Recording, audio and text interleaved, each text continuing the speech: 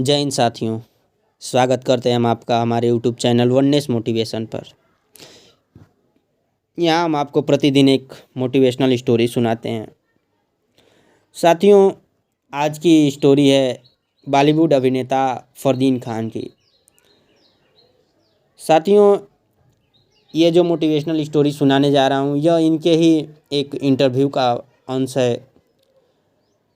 ज़रूरी नहीं है कि कोई अगर पैसे से अमीर है, बॉलीवुड अभिनेता है तो उसके ज़िंदगी में संघर्ष नहीं रहा होगा। संघर्ष हमेशा इकोनॉमिकली नहीं होता है, कई प्रकार के संघर्ष होते हैं।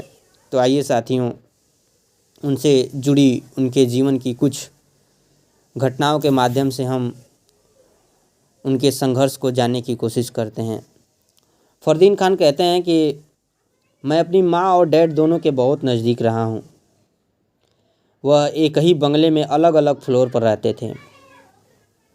मुझसे अक्सर पूछा जाता था कि मैं उन्हें आपस में मिलवाने की कोशिश करता हूँ या नहीं, मगर मेरा कहना बस यही है कि इस तरह की कोशिशें सिर्फ फिल्मों में ही अच्छी लगती है, जहाँ तकरार और ड्रामा के बाद हैप्पी एंडिंग दिखाई जाती है, जो सिर्फ 3 घंटों में दिखानी होती है।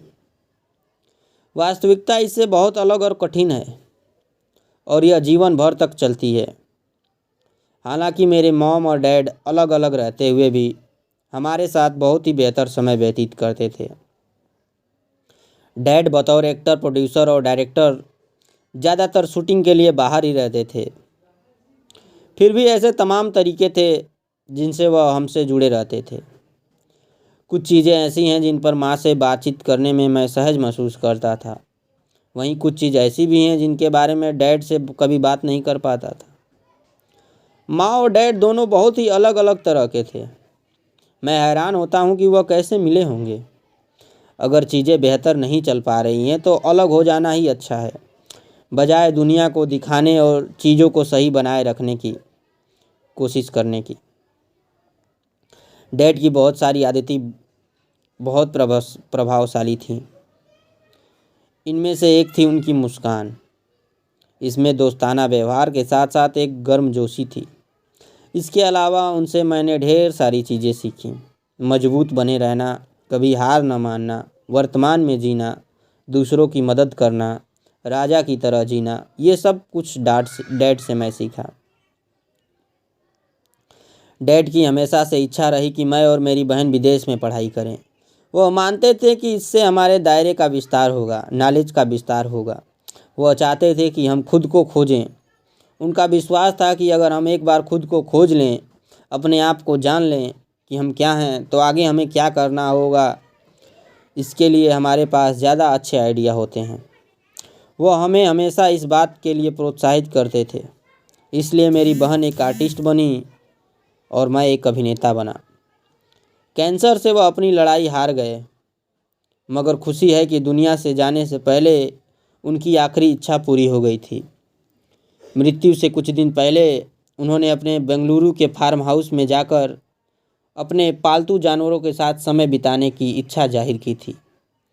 लेकिन मुंबई के ब्रीच कैंडी हॉस्पिटल के डॉक्टर्स उन्हें इस हालत में इस तरह डिस्चार्ज करने के सख्त खिलाफ थे। मगर एक बेटा होने के नाते मैंने उनकी इच्छा को समझा। जानवरों से उन्हें बेहद लगाव था। मैंने डॉक्टर्स से विनती की कि वह डैड को डिस्चार्ज कर दें। एक स्पेशल चार्टर्ड प्लेन में डॉक्टर और नर्स के साथ मैं डैड को लेकर बेंगलुरु गया। वहाँ फार्म हाउस में उन्होंने अपने पेट्स के साथ, खासकर घोड़े और डॉग्स के साथ 3 दिन बिताए। मेरे लिए एक भी हिट फिल्म न बना पाने का मलाल ज़रूर उन्हें रहा, जिसे लेकर वह इस दुनिया से गए। दुनिया छोड़कर जाने से कुछ समय पहले दिए गए अपने आखिरी इंटरव्यू में उन्होंने कहा था, फरदीन के लिए एक भी हिट फिल्म बनाने में मैं असमर्थ रहा। ना ही डैड अपनी शुरुआती ब्लॉकबस्टर फिल्में जाबाज, दयावान और 1980 में आई हिट फिल्म कुर्बानी की सफलता और कामयाबी को अपने बाद के निर्देशन करियर में दोहराने में कामयाब हो सके। अपने आखिरी दिनों में कुर्बानी की रीमेक बनाने की भी उन्हें बहुत इच्छा थी। वह चाहते थे कि फिल्म में उनका किरदार मैं निभाऊं और विनोद खन्ना के किरदार के लिए सैफ अली खान के लिए बात करते थे। यहाँ तक कि दुबई में साल 2006 के आईफा अवार्ड में उन्होंने इस बात की घोषणा भी की थी प्री प्रोडक्शन के तौर पर। इसके बाद कुछ गाने भी रिकॉर्ड किए गए थे। कुर्बानी 1980 की बड़ी हिट थी। इसके गाने काफ़ी पॉपुलर हुए थे। फिल्म ने भी कई रिकॉर्ड बनाए थे। अब मैं पापा की कुर्बानी फिल्म का उनके एफके इंटरनेशनल फिल्म बैनर के तले रीमेक बनाना चाहता हूँ। जहाँ तक मेरे फिल्मी सफ़र की बात है तो मैंने पहले फिल्में कब देखी यह तो मुझे ठीक से पता नहीं है, लेकिन मुझे याद है जब 1976 में डैड की फिल्म धर्मात्मा रिलीज हुई थी तब मैंने इसे देखा था। यह 18 साल की उम्र से बड़े लोगों के लिए थी, इसलिए अब मुझे फिल्म देखने के लिए इजाज़त नहीं थी। फिर भी मैंने वह फिल्म देखी। इस तरह से सिनेमा से मेरा जुड़ाव हुआ। इसके अलावा मुझे याद नहीं है कि मैंने कब पहली बार सोचा था कि अभिनेता बनना है। पापा से जुड़ा एक वाक़या और मुझे याद है।